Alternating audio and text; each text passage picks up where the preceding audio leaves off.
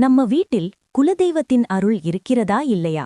அதை சில நேரங்களில் சில உயிரினங்கள் வீட்டுக்குள் வருவதன் மூலம் தெரிந்து கொள்ளலாம் என்று முன்னோர்கள் சொல்கிறார்கள். வீடியோ தொடங்கும் முன் உங்க குலதெய்வ பெயரை கமெண்ட்ல போடுங்க. மறக்காம ஷேர் பண்ணி சப்ஸ்கிரைப் பண்ணி ஆதரவு கொடுங்க. இந்த உலகிலுள்ள எல்லா உயிர்களும் இறைவனால் படைக்கப்பட்டவையே. ஆனால் சில குறிப்பிட்ட உயிரினங்கள் மட்டும் வீட்டுக்குள் வருவது அந்த வீட்டில் நேர்மறை ஆற்றலும் குலதெய்வ அருளும் இருக்கிறது என்பதற்கான ஒரு அறிகுறி என்று நம்பப்படுகிறது. நாம் மனதார பூஜை செய்து குலதெய்வத்தை நினைத்து வழிபடும்போது நமக்கு வர இருக்கும் நல்லதும் கெட்டதுமான விஷயங்களை சில உயிர்களின் மூலம் உணர்த்துவதாகவும் சொல்லப்படுகிறது. காரணமே இல்லாமல் ஒரு பசுமாடு வீட்டு வாசலில் வந்து தழை அல்லது உணவு சாப்பிட்டால் அது நல்ல அறிகுறி. காகம் அடிக்கடி வந்து நாம் வைக்கும் உணவை சாப்பிட்டால் அது முன்னோர்களின் ஆசிர்வாதம் கிடைக்கிறது என்பதற்கான சின்னம்.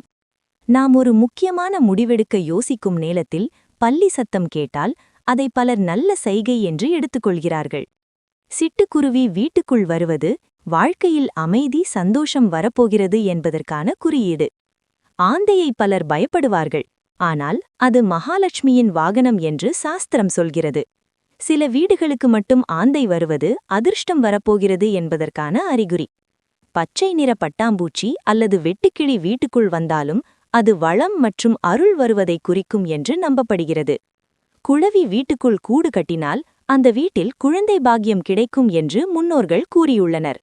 இவையெல்லாம் நம்பிக்கையின் அடிப்படையிலான அறிகுறிகள். ஆனால் ஒரு விஷயம் மட்டும் உறுதி: நம்பிக்கையோடு குலதெய்வத்தை நினைத்தால் அருள் நிச்சயம் நம்முடன் இருக்கும்.